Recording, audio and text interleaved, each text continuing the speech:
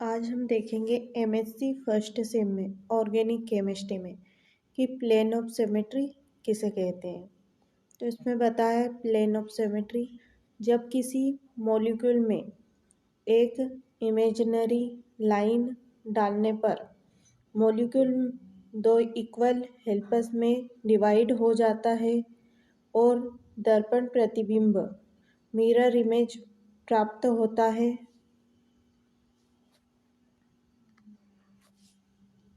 मैं आगे बताया कि मैं types of plane of symmetry बताया कि सिमेट्री प्लेन ऑफ सिमेट्री कितने प्रकार की होती है।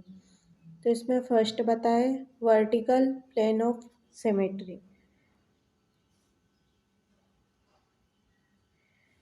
प्रिंसिपल एक्सिस से होकर जाने वाले प्लेन को वर्टिकल प्लेन ऑफ सिमेट्री कहते हैं। जैसे इसमें बताया कि प्रिंसिपल एक्सिस से जाने वाली प्लेन को वर्टिकल प्लेन ऑफ सिमेट्री कहते हैं। आगे देखते हैं। मैं दूसरा बताए हॉरिजॉन्टल प्लेन ऑफ सिमेट्री। वह प्लेन जो प्रिंसिपल एक्सिस के परपेंडिकुलर होता है हॉरिजॉन्टल प्लेन ऑफ सिमेट्री कहते हैं। इसमें आगे देखेंगे। मैं तीसरा बताया है थर्ड प्रकार बताया प्लेन ऑफ सिमेट्री का कि डीहेड्रल प्लेन ऑफ सिमेट्री। तो इससे देखते हैं वह प्लेन जो प्रिंसिपल एक्सिस से गुजरता है यह ऐसे मॉलिक्यूल में पाया जाता है जिसमें एक से अधिक C2 एक्सिस होते हैं।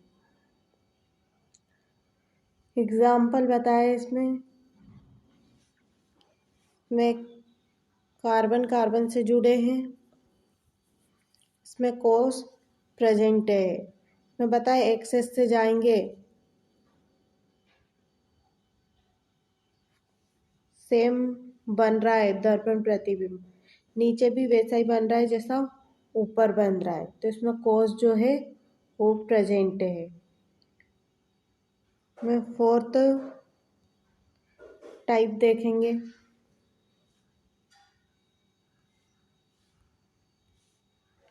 तो इसमें फोर्थ बताया rotation reflection axis of symmetry.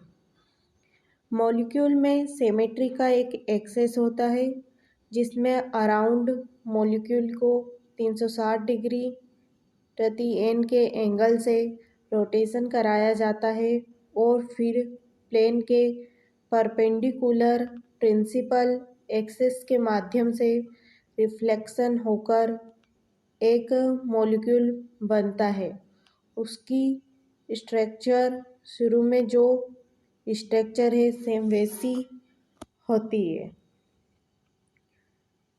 तो इसमें बताया कि मॉलिक्यूल में जब उसको रोटेट करते हैं 360 डिग्री से तो उसको वापस जो फर्स्ट में इमेज थी हमें वही इमेज सेम प्राप्त हो जाती है। तो उसे rotation reflection axis of symmetry कहते हैं। यही था plane of symmetry. Like and subscribe this channel.